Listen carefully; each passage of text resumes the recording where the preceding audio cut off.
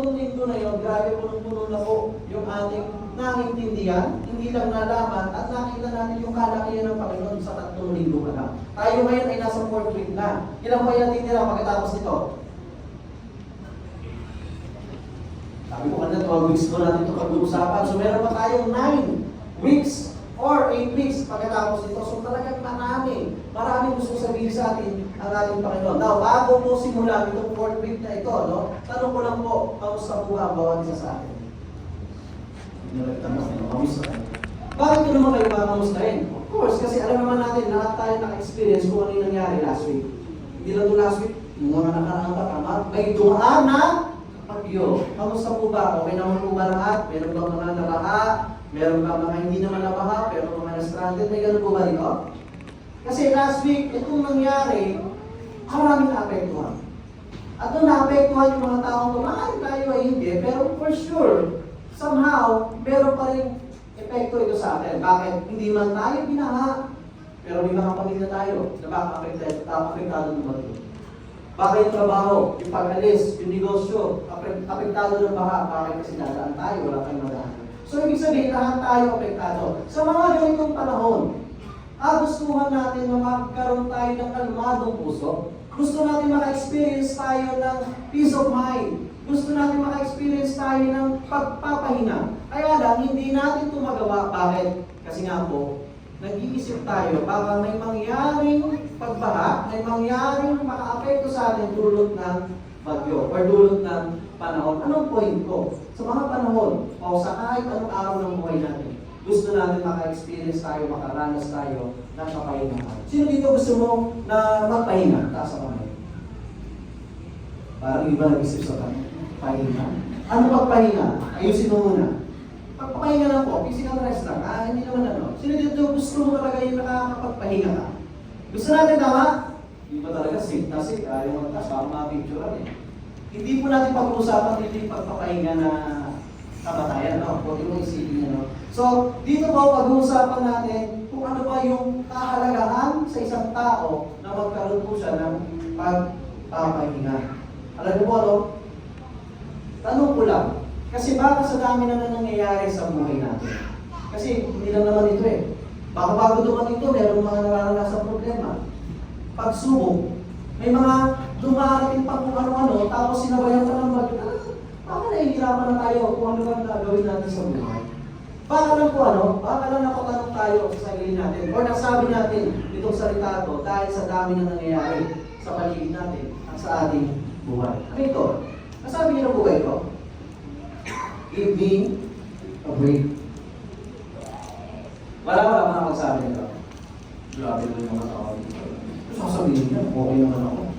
Pero alam niyo po, kahit hindi bagyo, or kung ano na yung mga nangyayari sa buhay natin, minsan kahit okay tayo, nasasabi natin, give me a break. Bigyan natin ng example kung bakit ba natin nasasabi yung salita ito. Alam niyo po, when someone is overwhelmed, hindi overwhelmed sa pagpapala, hindi overwhelmed sa kung saan, kundi overwhelmed sa trabaho. Overload sa mga gawain, 12 hours ng gising, ang dami ng OT, hindi na pumipikit. Give me a break. Pagod na, hirap na. Well, we are frustrated with too many demands. Sa trabaho, sa negosyo, ang dami kailangan i-submit, ang dami kailangan ipakita, ang dami kailangan ipakita. Kung ano man yung mga ating pong ginagawa, give me a break. Ano po yun? Yung tipong napapagod ka katulad dito. Sa dami ng kailangan mong ipasa, kailangan mong gawin, nakakapagod mo. O baka hindi naman yung ibang, hindi naman dito napapagod. O kaya naman, when someone receives criticism, despite of trying their best, ginawa ko na lahat, nagbabad na ako para lang tapusin ito kailangan mong gawin. Pero hindi mo man lang na-appreciate. Hindi ka man lang satisfied sa kung ano yung ginawa ko. So parang nakikriticize ka. Ang sinasabi mo give me a break. When people expect too much sa atin, pero may ganun, yung mga nag-expect sa atin ng kung ano-ano. Tapos pag hindi natin nagawa, hindi natin na-deliver, sasaktan tayo. Itadown tayo. Sa 10 ginawa mong tama, nagkamali ka ng isa, nakalimutan na yung siyam. Give me a break. Give me a break. Okay naman, when someone is tired, pagod. Pagod po yan baka po yan yung iniisip niya. Sa school, sa work, sa business, sa relationship. We've been doing all activities sa mga estudyante. May mga estudyante po, nasa kamay. Yan sa mga estudyante, di ba? Nagbagyo, walang pasok. Dati excited yung mga estudyante pag walang pasok eh. Uy, wala na namang pasok. Ayos ko sa bahay kami. Pero ngayon, nakita ko dun sa comment section kung ano, wala may pasok. Ang dami na kayo. Kapag walang pasok. Bakit? Mas pagod sa bahay. Alam mo bakit? Ang dami module. Tambaka module. Kailangan ipasa ganito, kailangan nandito, daming deadline. Nakakapagod. O kaya naman sa trabaho natin.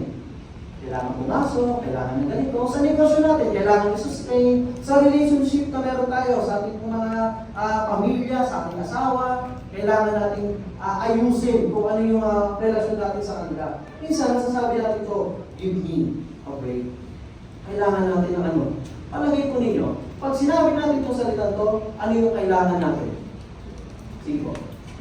Ano ba? Di alam mo ba? Ano kailangan? Wala namang kailangan. Nasasabi po natin yung salita ngayon. Kapag nararamdaman na natin yung parang limitation na meron tayo. At kapag nandun na kahit sitwasyon na, nasasabi natin ito kasi kailangan natin ito. Kailangan natin ng pahinga. Kailangan natin ng rest. We want rest sa buhay natin. Can everybody say rest? Rest. Now, what we're going to talk about ngayong hapon is about sa pagpapahinga or rest. Pag pinag-usapan po yung salitang rest or yung salitang pagpapahinga, lahat tayo may kanya-kanyang hugot ka. Lahat tayo iba-iba ng dahilan ka. Maaaring iba dito kapag okay ang negosyo, kapag okay ang trabaho, kapag maganda ang pasok ng finances sa atin, rest. Sino titingnan? Tama, diba? O tama mo. Hindi. Yung may ganon, yung pag-maayos lahat, ay, may kapahingahan. O kaya naman, sa marriage, kapag hindi nag-aaway, kapag okay ang pamilya, kapag masaya lang, rest. Yung iba naman sa bakasyon. Kapag nagbabakasyon ka, out of town, out of the country, out of the world, kahit isang out ka. Diba parang rest, ito yung rest ko, hindi yung pahinga. Nararamdaman mo yung pahinga. O kaya naman yung iba yung devotion, prayer, worship sa kwarto, kinakausap ng Panginoon, rest. Iba-iba po tayo ng hugot, iba-iba tayo ng ginagawa para maramdaman natin itong rest. Now, alam naman natin na ang ating Panginoong Diyos nangako po sa atin. Ano ang pangako niya? Pangako niya yung kapahingahan. Ibibigay niya. Kapahingahan na meron siya. Now, sino dito naniniwala ka na gusto ng Panginoon na maramdaman mo yung kapahingahan sa Kanya? Yung iba, di ba naniniwala? Di ba naniniwala tayo na kagustuhan ng Panginoon iparanas sa atin, iparamdam sa atin yung tunay na kapahingahan. Teka. Mali yata. Tunay na kapahingahan. Ibig sabihin na hindi tunay na kapahingahan. Ibig sabihin may pegi ba kapahingahan? Yun po yung ating sasabihin. Yun yung ating titignan. Kasi baka naman hindi pegi. Baka lang hindi natin lubos na naiintindihan o naunawaan kung ano ba yung rest na binabanggit o gustong iparamdam sa atin ng ating Panginoon. Kasi tayong mga Kristiyano, tayong may mga relasyon sa Panginoon, alam naman natin itong rest meron talaga kay God. Tama? Alam natin na may rest talaga kay Jesus. Kaya lang, dumarating sa point na mapatanong tayo. At tanong natin, bakit kung may rest kay God? Bakit hanggang ngayon, hindi ako nakakatulog? Sa dami ng iniisip na problema, sa dami ng battle ng buhay, bakit hindi ako parang hindi ko na maramdaman itong rest? Take note, alam natin may rest kay God, pero bakit hindi natin nararanasan yung kapahingahan sa ating buhay? Feeling natin walang pahinga talaga. Yung tipong nasasabihan ka na ng ibang tao, baka lang po ito, no? Nasasabihan ka na ng ibang tao na, Joe! Ayaw na! Pagod ka na ba? Joe mo yung pangalan. Sasagot ka ngayon? Ano sagot mo? Wala, tutuloy ko ito eh. Ano sagot ni Joe? Oo! Pagod na, pagod na! Pagod na, pagod na, pagod na, pagod na. Hindi na natin. Holy Spirit talaga. That's why, pero yun, kahit si Joe, nakaramdam ng pagod. No? So tayo nakakaramdam din ng pagod. That's why ang tanong po natin ngayon ay ito. If God has promised rest para sa ating lahat, why do so many believers still experience restlessness? Take note. Sabi ko dito, believer, Kristiyano. Bakit? Kasi nga po, yung pinag-uusapan ko ng libro, the book of Hebrews, ang mga audience that time ay yung mga Jewish Christians. Ibig sabihin, kung ano man yung mensahe na pinag-aaralan natin para sa mga Kristiyano. Pero itong mga Kristiyano to, yung oras na yun, yung panahon na yun, ay sila po yung mga Kristiyano nakakilala, tumanggap na ng palataya sa Panginoon. Yun nga lang, nung nandun na sila sa sitwasyon na nakakaranas ng pagsubok, nakakaranas ng frustrations, nakakaranas ng persecutions, ano sabi nila? Huwag na tayong tumuloy sa pananampalataya sa Diyos. Bumalik na lang tayo sa dati nating ginagawa. Bumalik na lang tayo sa dati nating gawin. Bakit? Kasi mula nung naging Kristiyano tayo, mula nung tinanggap natin ang Panginoong Jesus, parang nagmahalo-halo yung buhay. Experience niya yan. Ako lang, no? Siyempre. Yung parang bakit ganun? Nandun po sila sa posisyon na yun. Yun yung nararanasan nila. Ngayon, ibalik ko lang sa tanong. If God has promised rest para sa ating lahat, why do so many believers still experience restlessness? At para yung masagot yan, putuloy po natin yung book of Hebrews. But this time, tayo po ay nasa chapter 4. Dahil 4th week, chapter 4. Chapter 4 verses 1 to 13. Yan po ang ating hihinga ng kasagutan about sa tanong natin. I hope, meron po kayo dalang Bible, ano? Yan po ay may physical man or downloaded man. I hope that Trey may dalang po kayong Bible. Again, Hebrews chapter 4 verses 1 to 13. English Standard Version. Tayo po tayo, basa tayo ng Biblia. Una sa lahat, papasalamat kami. Thank you, God, for your word. Indeed, Lord, your word is active, O God. Your message, Lord God, ay yung nagbibigay sa amin ng buhay. Kaya maraming salamat. Right now, Lord, nandito kami. We are so grateful, O God, dahil alam namin meron kami mensahe sa bawat isa. Panginoon, nananalangin kami. Balutin mo kami ng banal na Espiritu. Let your presence speak to us, O God, right now. Ikaw po yung manguna, Holy Spirit. Teach us, guide us, help us to understand the real rest na meron ka. Ano nga ba ang katotohanan patungkol sa kagustuhan mong pahinga na gusto mong maranasan ng bawat isa? Maraming salamat, Panginoon. Ito ang aming panalangin sa pangalan ng Jesus. Amen. Amen. Sige po. Ganyan tayo magsuko. The letter to the Hebrews or Hebrews. Now, sa pagpapatuloy po ng ating series, we will look at si Jesus kung paano siya naging what? Naging better Sabbath. Yan. Yan po yung 4th week. Jesus' better Sabbath. Ayun, alamin po natin, kapag po ba narinig natin yung word na Sabbath, ano po ba ang unang pumapasok sa isip natin? Ano po ba yung unang mabilis na nakikita natin o naisip natin? Of course, rest. Tama po? Kapahingahan. Kasi nga, ito naman yung Sabbath na alam natin. So, this afternoon, titignan po natin, ano nga ba yung rest o yung Sabbath na ginawa at kagustuhan ng Panginoong Diyos para sa ating lahat? At ano nga ba yung Sabbath na naiintindihan natin na baka iba sa Sabbath na kagustuhan ng Diyos? Dito po natin makikita that Jesus ang tunay na kapahingahan ng lahat. Now, when we talk about Sabbath, in the original Hebrew word, ang ibig pong sabihin niyan, o ang tawag niyan sa Sabbath, ay Shabbat. Pwede pang Shabbat, pakisabi nga po, Shabbat. Ayaw sumunod ng iba. Shabbat. Ano ibig sabihin ng Shabbat? Pag sinabi pong Shabbat, ang ibig sabihin ay to cease, to end, to rest. In Jewish and some Christian tradition, Sabbath is a day of rest. Ulitin ko, day of rest. Tagalogin ko, araw ng pagpapahinga. Mamaya po babalikan kayo. Araw ng pagpapahinga. A day of religious observance at pamamahinga. No? Sa lahat ng activity ginagawa nila. Pag sinabing Sabbath, hihinto sila sa kung ano man yung ginagawa nila. Especially kung hindi ko related doon sa ginagawa nila Sabbath. In Jewish calendar, pag sinabi po natin Jewish calendar sa Judaism, ang Sabbath po ay nagsisimula ng Friday ng gabi. At natatapos siya ng Saturday ng gabi. Ulitin ko, Friday ng gabi, Saturday ng gabi, yun po yung Sabbath day nila. And during Sabbath day, talagang walang gagawin anong aktibidad. Meaning, titigil sa sa lahat ng activity or lahat ng ginagawa. Ang tanong natin, paano nila ginagawa yung Sabat? Anong ginagawa nila pag ganitong mga oras o ganitong araw? Alam niyo po, nagsisimula sila dito. Ang ginagawa nila, meron silang kandila, meron silang pagkain, nagsisindi sila ng kandila. Of course, may panalangin, may prayer, may meals.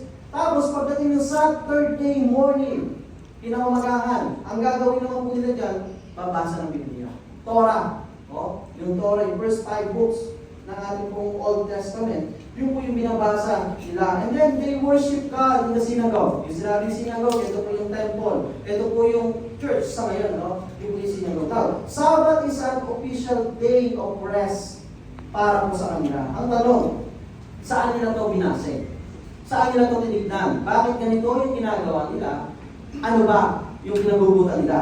It actually comes from Genesis chapter 2, verse 2 to 3. Doon po ito nanggaling sa creation. Now, gusto ko lang linawin, doon galing sa creation, pero hindi yung mismong ginawang Sabat. Nanggaling sa creation because of 7th day. Bakit? Ano yung 7th day? Doon sa creation, ano ba nangyari nung ikapitong araw? Balikan natin yung binasa natin. Verse 4. Sabi sa verse 4, for he, as some were spoken of the 7th day in this way, and God rested on the 7th day from all His words. Naalala niyo po yung creation? Naalala niyo? Yung 6 days na may ginawa ang Panginoon, pagdating ng ikapitong araw, ano po ginawa niya? Nag-rest, nagpahinga. Bakit nagpahinga ang Diyos? Palagay po ba natin napagod ang Diyos kaya siya nagpahinga? Palagay po ba natin na parang nahihirapan ako, parang tinamad na ako, ayoko na tuloy, pahinga na? Ganun po ba? Of course na, hindi ganun. Hindi ganun ang pakaramdam ng Panginoon. This is not because God was tired, kaya siya huminto at nag-rest, but because His work was complete. Diretso na, ayos na, perfecto na. Ano lang gusto gawin ng Panginoon? Kahit dahil nakita niya na kumpleto na ang kanyang creation, ginawa niya, nagpahinga siya. And this rest represents peace, satisfaction, and completeness. Now, tignan natin, what kind of rest? Nandito na po tayo sa 7th day. Balikan natin yung creation para malaman natin, ano ba itong Sabat talaga? Baka lang mali ang aming pagkakaintindi, baka lang mali kung paano ko ina-apply. Ano ba yung Sabat? Balikan natin yung original design ng ating pong Panginoong Diyos sa usaping Sabat. Now, ganito, may tanong lang ako bago ako mag-diretsyo. Itong tanong ko medyo mahirap. Okay lang kung hindi nyo masagot, no? Nawakan ko naman. Pero sa mga kasagot, meron kayong medyo kalutang. Ano ko gusto kanina? Sabi ako gusto. Pero okay lang! Okay lang naman, hindi naman tayo ron eh. So, ang tanong ko ganito. Huwag nyo pumilitin, pag hindi nyo kayo sagutin na okay lang. Pangilang araw, ginawa ng Diyos ang mga tao. Ano ba? Kasi pang-ngayon yun, alam mo. Pang-ngayon, tinanong sa isa, hindi pang-ngayon. Pang-anim, tama ba? Yun. Ginawa ang tao, si Adan, pang-anim na araw. Pagtapos gawin ng tao, kinabukasan, 7th day. Anong ginawa ng Diyos? Rest. Nagpahinga ang ating Panginoon. Ngayon, nung pagpahinga ng Panginoon, kanina nabanggit natin na yung rest sa 7th day ay nagre-represent ng peace, satisfaction, completion. Ibig sabihin, yun ang nire-represent, kaya nagpahinga, hindi napagod. Ang kagustuhan ng Panginoon, kaya siya nagpahinga, because God wants to enjoy His creation. God wants to be His creation, to be with His creation, and God wants to have relationship sa kanya pong creation. Adam and Eve. Kagustuhan ng Panginoon, kaya siya nagpahinga para magkaroon ng relationship. Naalala niyo po sa Garden of Eden, nandun si God. Kasama nila. Nung kasama nila si God, meaning, ang ibig sabihin pala ng rest or Sabbath na ginawa ng ating Panginoon Diyos, ay ma-experience natin yung kasama natin siya o yung relationship sa Kanya. Ngayon, yung relationship, may ginagawa po yan. Ano po natutulog yan? Ano nangyayari yan? Fellowship. Nagkakaroon tayo ng fellowship. Kagustuhan ng Panginoon na ma-enjoy natin yung creation. Hindi hindi lang siya, pati tayo. Ma-enjoy natin na kasama siya. Ma-enjoy natin yung ginagawa niya. Ma-enjoy natin kung sino siya sa buhay natin. And that's fellowship. Pag may relationship, pag may fellowship, meron pa pong karugtong yan. Meron pa pong resulta yan. At anong resulta yan? Kasi nai-enjoy natin, ang gagawin natin, susundin natin kung ano yung sinasabi niya. Tama? Susundin natin kung ano man yung pinapagawa niya. At yun po yung tinatawag natin, work with Him. Relasyon, fellowship, work. Okay ako sa relasyon, okay ako sa fellowship. Pero yung work, di ba sabat na? Di ba rest? Bakit may work? Ba't kailangan magtrabaho? Ano nga ba yung work na sinasabi ko dito? Alam niyo po, mula nung simula hanggang ngayon, yung design ng Panginoon hindi nagbago. Hindi nagbago kung ano yung plano ng Diyos. Ano ba yung plano ng Diyos? Sa Garden of Eden, Genesis chapter 2 verse 28, anong sabi doon? And God blessed them. And God said to them, be fruitful and multiply and fill the earth and subdue it and have dominion over all creation. May instruction, may direction, may pinapagawa kay Adan at kay Eva. Ibig sabihin pala, involved sa rest or sa sabat na kagustuhan ng Panginoon kaya siya napahinga, yung mag-work tayo kagaya niya or mag-work tayo kasama siya. Ngayon, paano ko nasabi hindi nagbago?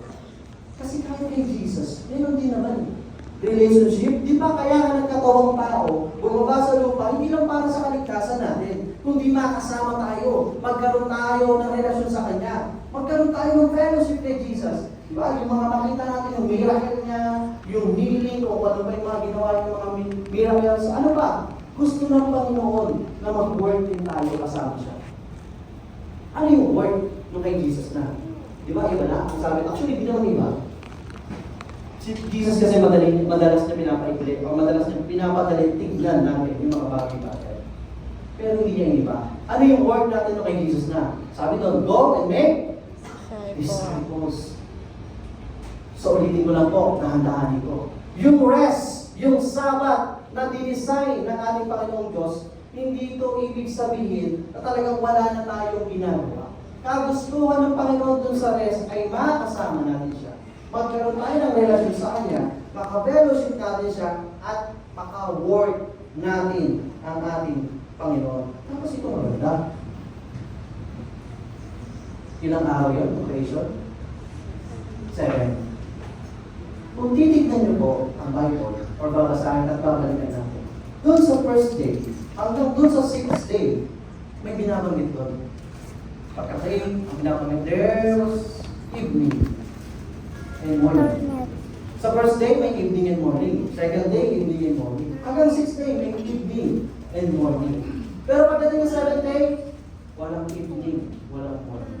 Point, bakit walang gabi, walang umaga? Yung palang rest na relasyon, fellowship, at work ng ating Panginoon, gusto din ipaalam sa atin ng Panginoon na itong rest or Sabbath na ito ay infinite. Hindi limited, unlimited, tuloy-tuloy. Hindi siya isang araw, kundi araw-araw. Kasi walang time bound, di ba? Walang oras, walang evening, walang morning. Gustuhan ng Panginoon, doon sa Sabbath na sinabi niya, tuloy-tuloy ito. Dire-diretso ito. So meaning to say, ang Sabbath po ay yung rest ay hindi pa tungkol sa literal na pagpapahinga, hindi pa tungkol sa literal na araw ng pagpapahinga, hindi pa tungkol sa literal na tradisyon o ritual, kundi patungkol sa relasyon natin sa Kanya. That's Sabbath. Kaya na, nung pumasok yung kasalanan, natatandaan nyo, pumasok yung kasalanan eh. Nung dumating ngayon yung kasalanan, yung rest na sinasabi ng Diyos at gustong ibigay sa atin, naputol. Because of sin, naputol. Because of sin, naputol. Bakit ko inuulit? Kasi sabi ko naputol, hindi ko sinabi na wala. May rest pa din, pero naputol. Because of? Sin. Because of sin, naputol. Kaya, sabi sa verse 5, balik tayo sa Hebrews. Sabi sa Hebrews, verse 5, chapter 4, sabi dito, and again, in this passage, He said, they shall not enter my rest. Kanina, yung Sabat, yung rest, gusto ng Panginoon para sa lahat. Pero ngayon sabi, they shall not enter my rest. May warning. Teka, parang nakakalito ah. Ano pa para sa lahat yan? Bakit ngayon, they shall not enter my rest? Sa Tagalog po, at sinabi rin sa kasulatan, hindi nila mararanasan ng kapahingahan inilaan ko sa kanila. Ang tanong, sinong sila? Sinong nila? Sino yung tinutukoy ng ating Panginoon?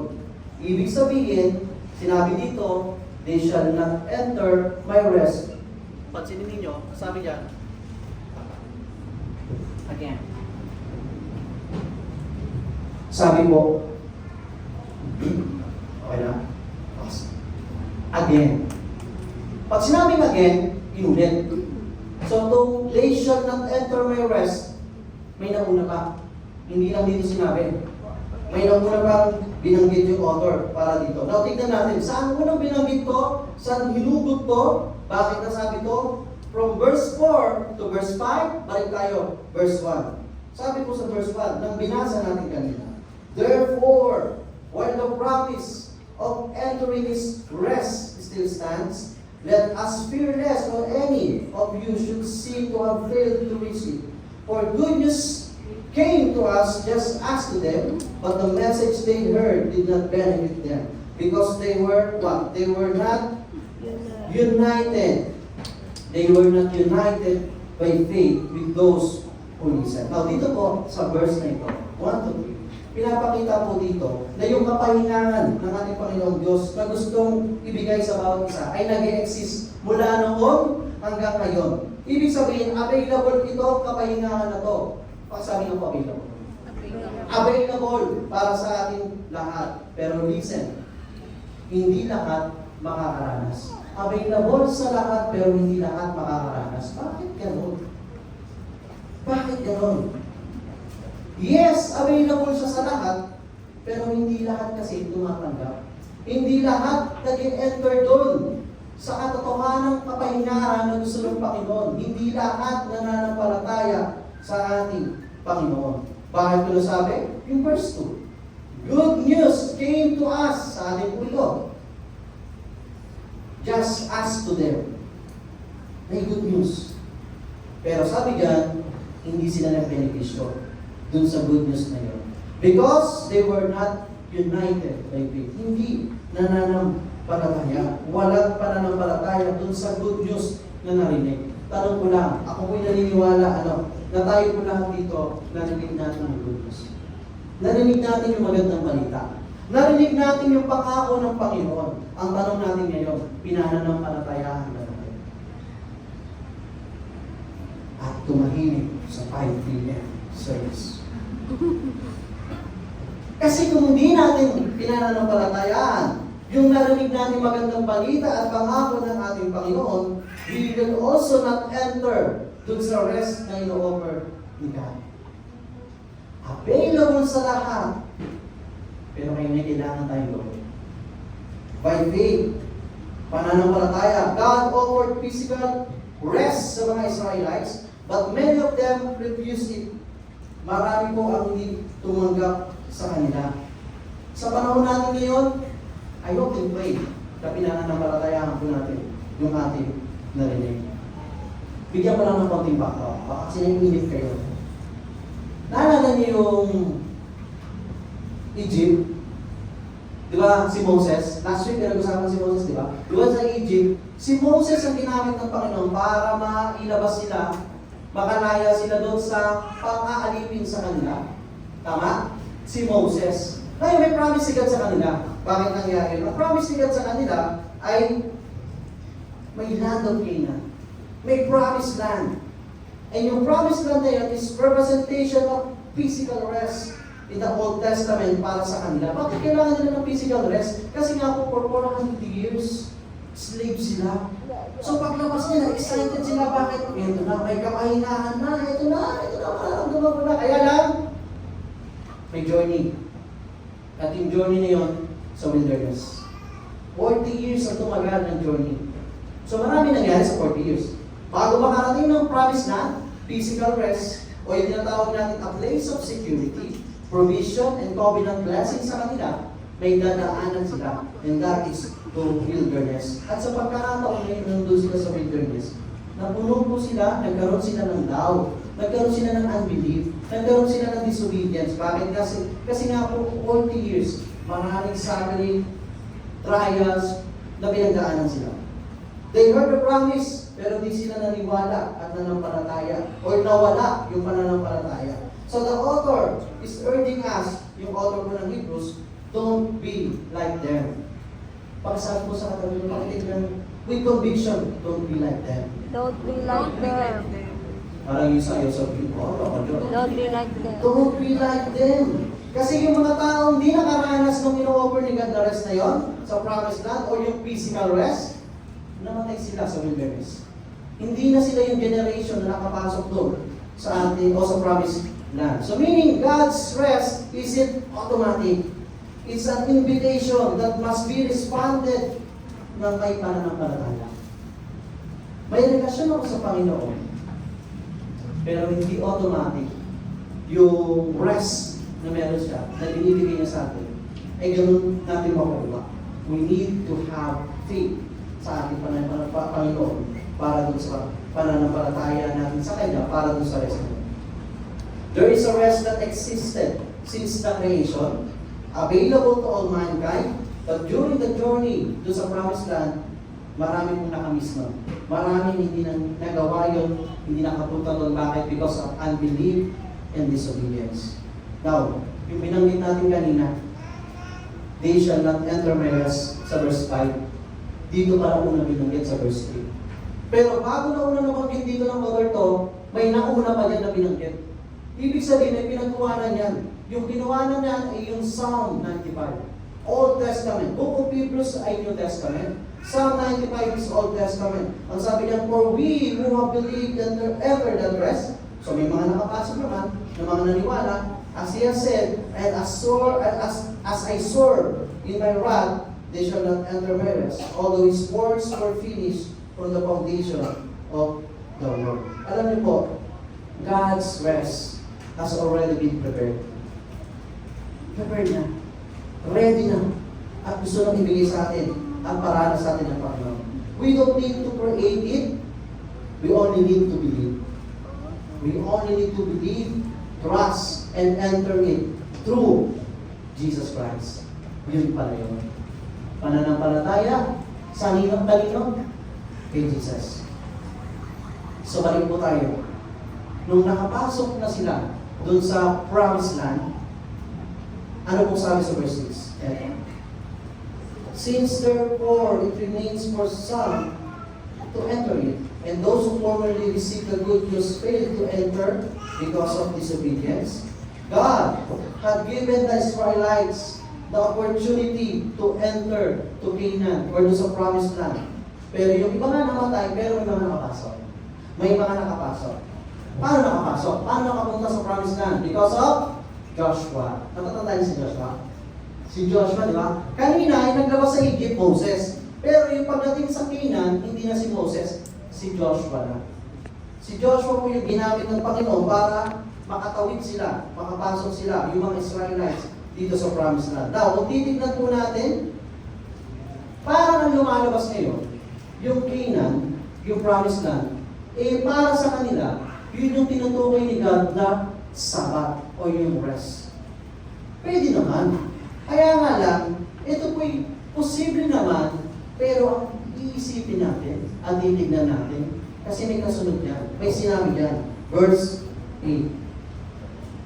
Nakapasok sa pamamagitan ni Joshua. Ito sabi, for if Joshua had given them rest, God would not have spoken of another day later on. Ang ibig sabihin nito? Alam niyo po kasi, dito pinapakita that Joshua led the Israelites into Canaan, the promised land, but that wasn't the ultimate rest.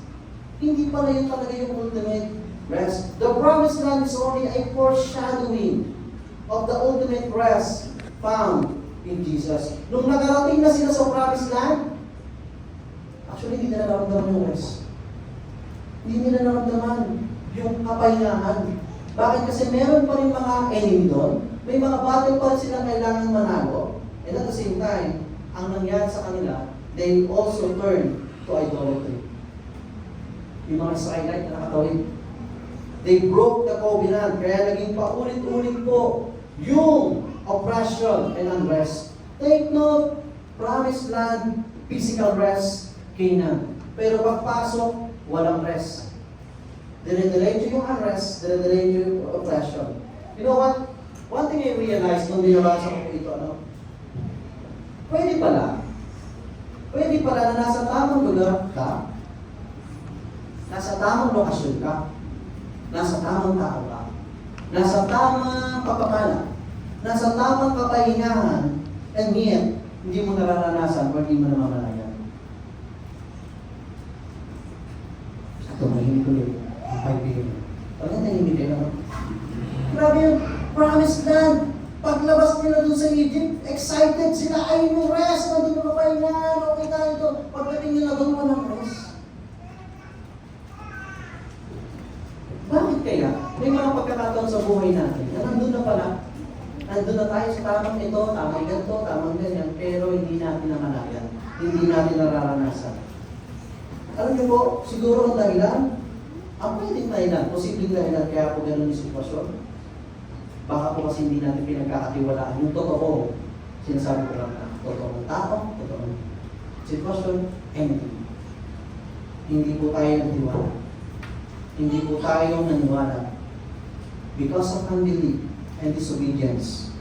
Because of being self-centered and not Christ-centered. Now listen to this. Yung kapahingahan po na nagtutulong ng kapayapaan ay hindi lang po basta sa lugar o sitwasyon nakikita. Ulitin ko, yung kapahingahan na nagdudulot ng kapayapaan wala sa lugar o sitwasyon kundi nasa relasyon. Yun yung nawala. Relasyon sa Panginoon. Maaring nandun ka na, okay na tayo, may blessing na, kasi mahal tayo ng Panginoon. Kaya nung nandun na tayo sa blessing, ano nangyari? Masyado natin na-enjoy yung blessing, nakalimutan natin yung lesson. Ano nangyari tuloy? Nawala yung relasyon sa Panginoon.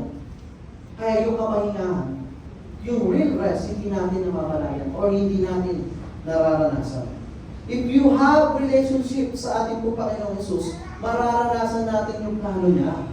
Mararanasan natin yung pagpapala niya. Mararanasan natin yung kapahingahan at kapayapaan na meron siya. Kaya kapatid, piliin mong magpalalim ng relasyon sa Kanya.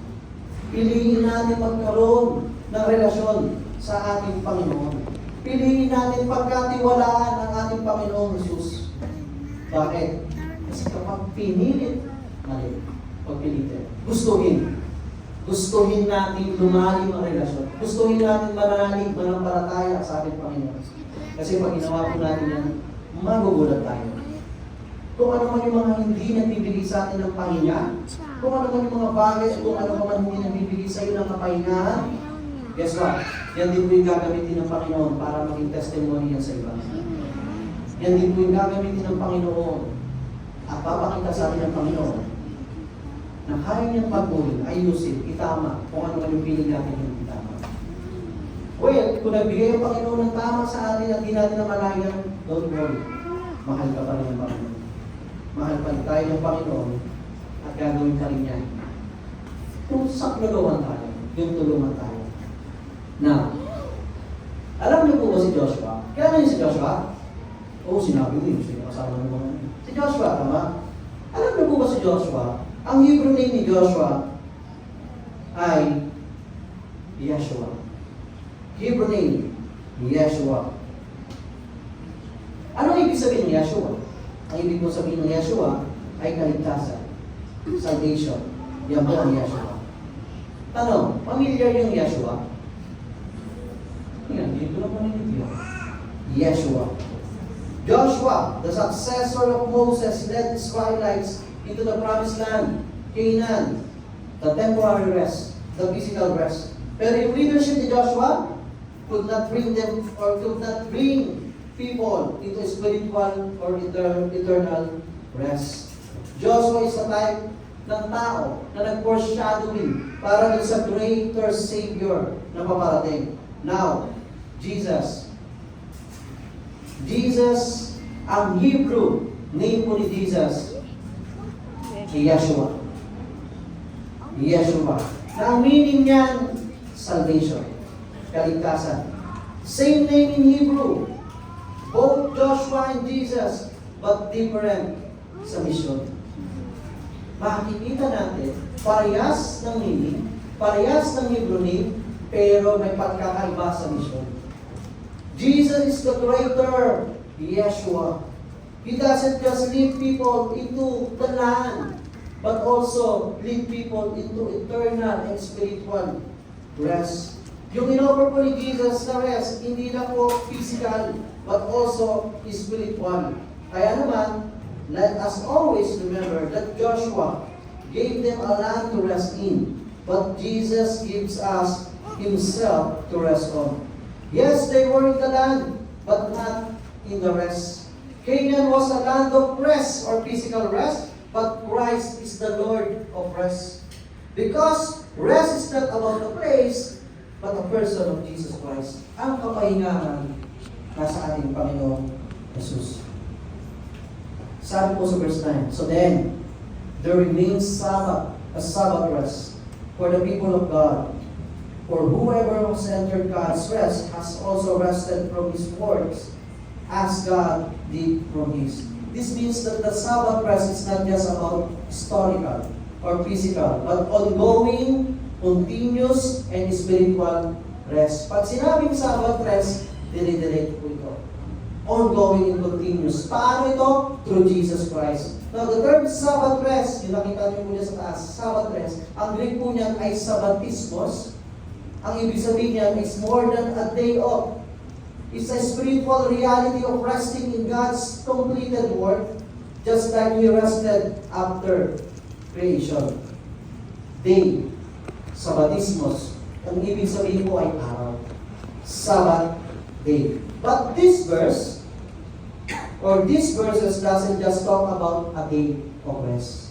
Ang tinutukoy po dito, yung spiritual or yung eternal rest kay Christ. Walang araw. Wala sa araw, kundi araw-araw. Araw-araw, kapiling ang Diyos. Kapiling ang ating Panginoon Jesus. Now, yung word na scribe sa baba, yung word po na scribe, ay hindi po ibig sabihin nito ay tayo ay mag-i-strive para gumawa ng good works para dun sa rest. Para maramdaman yung rest at maramdaman yung rest. Hindi po. It means resting from striving to earn salvation. Finding peace, security, and identity in Christ. To enter His rest, you must believe and trust sa relasyon na meron tayo sa Kanya. You must stop trying to create it. Good works. Para makapagpahinga ako, para maranasan ko yan. Good works. Hindi po. Stop trying to create it para maintindihan at maranasan ng rest. You must trust in Christ for it. Magtiwala, maniwala sa ating Panginoon. Why? Because rest is not about inactivity. Rest is about living in Christ's identity. Rest is found when you stop trying to earn what Christ already finished. When we trust kay Jesus, we are given your identity.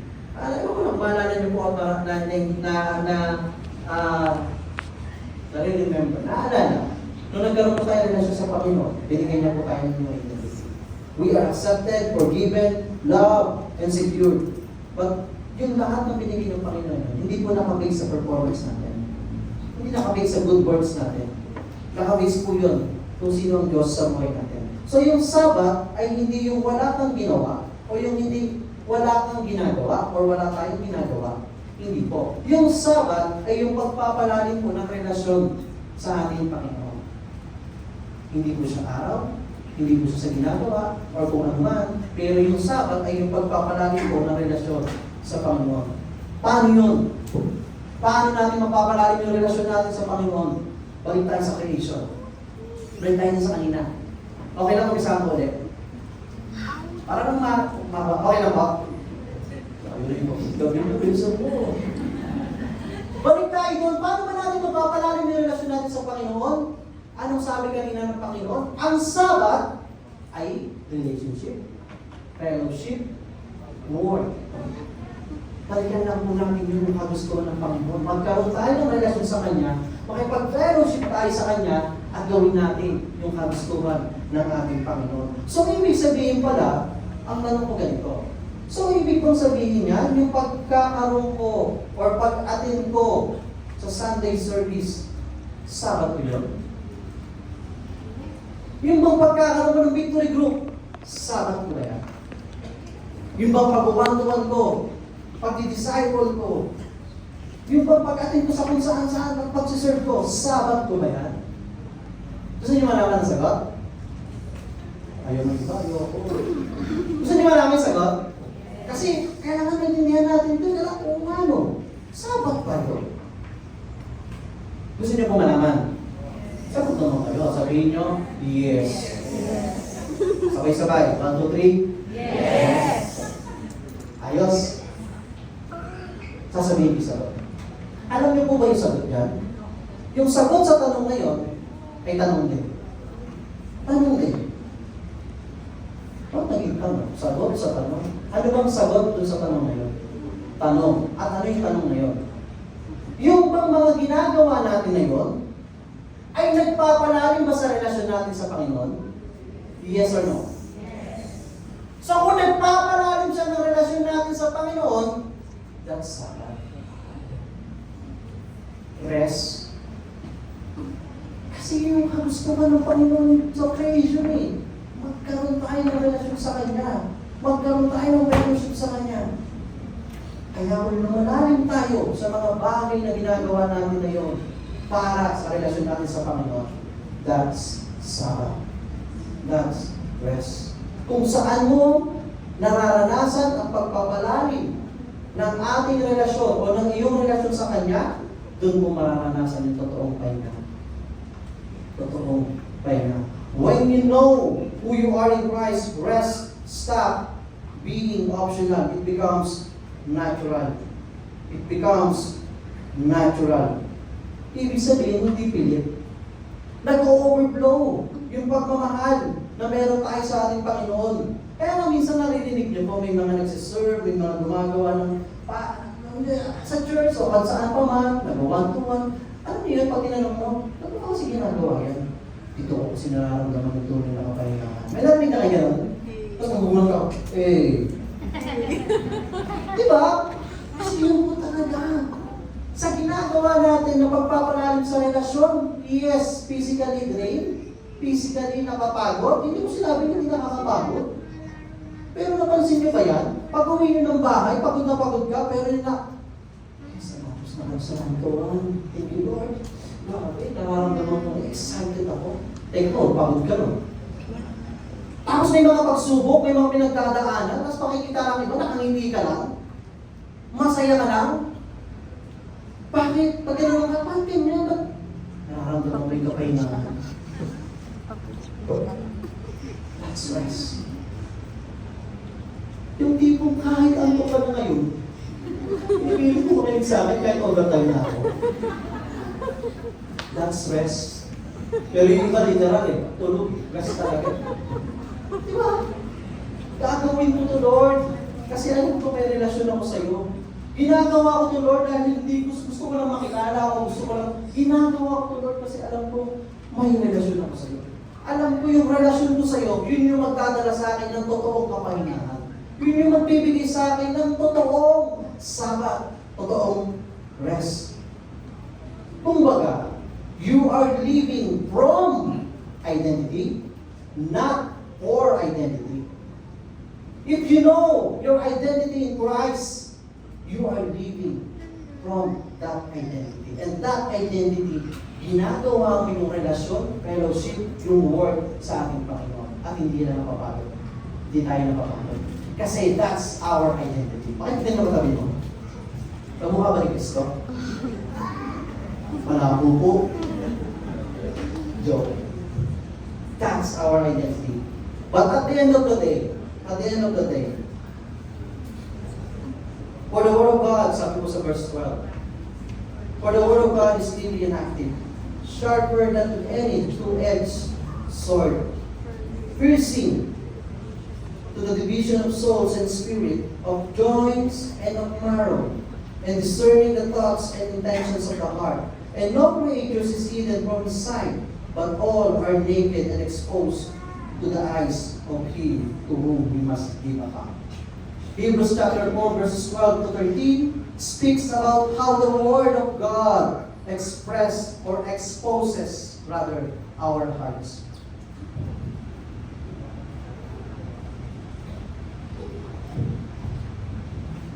Hindi po natin madadaya ang kapahingahan sa harapan ng Panginoon. Yung salita po niya ay buhay, at yung salita po niya ay mabisa.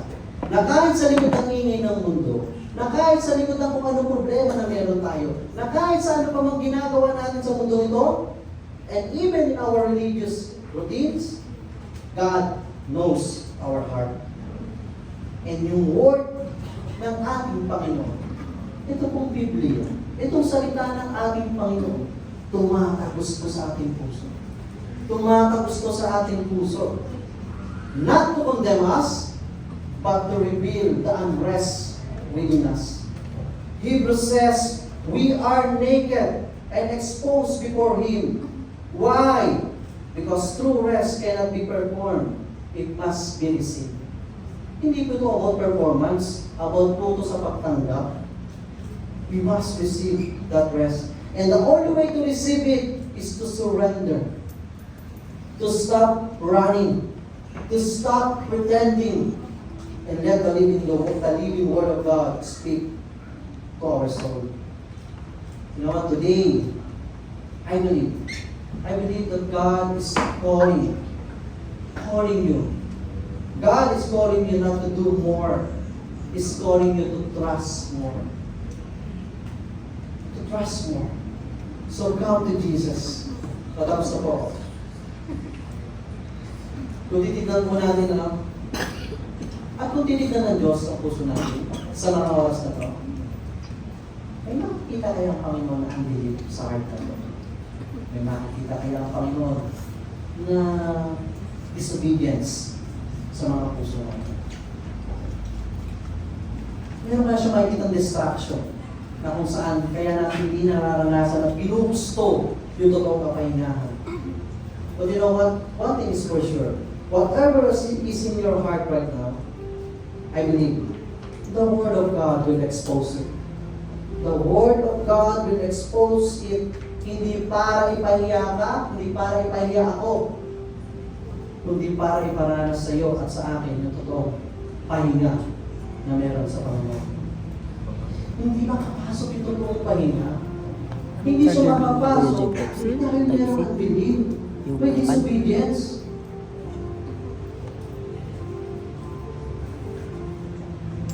Yung kapahingahan ko ng Panginoon, kagustuhan niyang ibigay sa iyo at sa akin. At hindi yung basta kapahingahan, totoong kapahingahan. Again, Hebrews chapter 4, verses 1 to 11. Dito po, sa binasa natin kanina, 10 times ginamit ko yung rest. 10 beses. At lahat po yun, pointing to Jesus. Always remember, Sabbath isn't just about a day of rest. It's about a person. It's about relationship sa ating Panginoong Jesus. Jesus is our rest. And also, Jesus is our true and greater Sabbath. In Him, we find rest that is deeper than a day, stronger than tradition, and eternal in nature. Jesus is the Lord of Sabbath. Ang kapahingahan ko ay ang ating Panginoong Jesus. Alam niyo po, there's a lot of things in this world, sa mundo nito. I don't know about you, kung anong sitwasyon natin ngayon. Napiling natin, yun yung nagbibigay sa atin ng kapahingahan. Or pwede naman, pero yun ay temporary lamang. Napiling natin, yun yung nagbibigay sa atin ng kapayapaan. Maybe it's our wrong relationship. Maybe it's our wrong position, wrong possession. Maybe yung security natin because of work, business, o kung ano man, don't get me wrong. Blessing po lahat ng Panginoon. Yung mga meron tayo, trabaho, negosyo, lahat. But yung sinasabi kong wrong, hindi po galing sa Panginoon. At kapag nawala yung mga wrong na ito sa buhay natin, maaaring nagre-resulta talaga ito ng paggabag sa puso natin. Hindi natin nararamdaman yung rest, hindi natin nararamdaman yung kapayapaan. Kasi nawala. Lord, bakit po siya kinuha? Ano po siya eh? Ito, medyo masakit lang po. Baka hindi kasi yung gusto ng Panginoon, yung tao niya para sa iyo. Pero bakit ka naman wala itong negosyo ko? Kung yan na naman nag-serve sa'yo, kaka naman sa aking negosyo ko. Kasi anak, kung may negosyo ka, hindi mo ko nararanasan. Hindi mo ko ginugustong maranasan. Bakit mo ganito? Ba't ang daming problema sabay-sabay? Kasi anak, gusto mo iparealize sa'yo na kailangan mo ako. Na kailangan mo na tunay na kapahingahan. Always remember, when something or someone na nawala o inawala sa atin. But you know what? The truth is, you didn't lose it. You didn't lose it. God moved it. God moved it for you to find Him. For you to find real rest, real peace with Him. Ito yung panahon na piling natin, unfair si Jesus. Unfair? Bakit ganito yung sitwasyon? Bakit ganito yung nangyayari? Bakit lahat kinukuha sa akin? Bakit inaalaw ng Panginoong Jesus yung mga bagay na ito? Kapatid, listen. Listen to this. Hindi kaya yung mga panahon na nawala itong wrong. Again, wrong. Na wrong, na kung ano man to, someone or something or ano man. Hindi kaya ito yung mga panahon na pinaprepare ka na ng Panginoon para doon talaga sa totoong kapahingahan na gusto niya iparanas sila. Hindi kaya ito yung mga panahon na kaya ito nawala or inalaw ng Panginoon mawala because gusto niya makita mo yung relasyon mo sa Kanya. At ako naniniwala, hayang ibalik, hayang ibigay ng Panginoon kung ano man yung nawala sa atin. Pero hindi wrong ibabalik niya. Yun yung tama, yun yung dapat, yun ang ibibigay niya. Aayusin niya ang lahat ng bagay. Hindi kaya ito yung mga panahon na to, na feeling natin, bakit yan Lord? Maraming tanong. Hindi kaya ito yung panahon na talagang nilalagay ka lang ng Panginoon kung sa dapat mong paglagyan. Nilalagay ka lang ng Panginoon sa kagustuhan niyang pinaglalagyan. Pwede pa kita ng Panginoon. Pagkasabi mo yung pinaglalagyan ka. Pero kung yung malalagyan ko naman, relasyon sa Panginoon, gusto ko yan. Kung yung malalagyan ko naman yung blessing na naiintindihan kung galing sa Panginoon, gusto ko yan. Kung nalalagyan ko naman yung relasyon, yung fellowship, yung work, yung rest, yung sabat na gusto ng Panginoon, Lord, gusto ko yan. Bakit? Kasi ang Diyos ang gumawa, ang lumikha. Diyos din na nakakaalam kung ano yung tama para sa akin lahat. Kapatid, pagod ka na ba? Nakakaranas ka ba ng pagod sa buhay na meron ka? Nakakaranas ka ba ng pagod sa lahat ng aspeto ng buhay na meron tayo? I want to encourage you by this verse. Matthew chapter 11 verse 28 to 30. MSG version. Are you tired? Worn out? Burn out on religion? Come to me, says the Lord. Come to me. Get away with me and you'll recover your life. I show you how to take a real rest. Hindi natapos sa come to me. Sabi niya, walk with me. And work with me. Watch how I do it. Learn the unforced rhythms of grace. I won't lay anything heavy or ill-fitting on you. Keep company with me, and you learn to live freely and lightly. Kaya pala mabigat ang buhay. Kaya pala walang rest ang buhay. Kasi hindi natin siya kasama. Kasi hindi siya kasama doon sa tinatahak natin kung ano yung binugusto natin. Sabi ng Panginoon, ano kasama mo? Ibigay ko sa akin ang lahat. Ibigay mo sa akin ang lahat kasi hindi mo kaya. Pero ako kaya. Ako, kaya ko. The only question is this. Will you enter it by faith? Will you receive it by faith? Or miss it by choice? Nasa iyo po ang desisyon mo. Pero sino nagpapasalamat ka? Naramdam mo at alam mo na ngayon pa lang pinaparanasan sa iyo ng Panginoon yung totoong kapayanahan. Pamitigan ang kapayanahan niya. Pero ako naniniwala po, kaya na tayo nandito. Kasi alam natin may kapayanahan sa ating Panginoon. Let us all stand.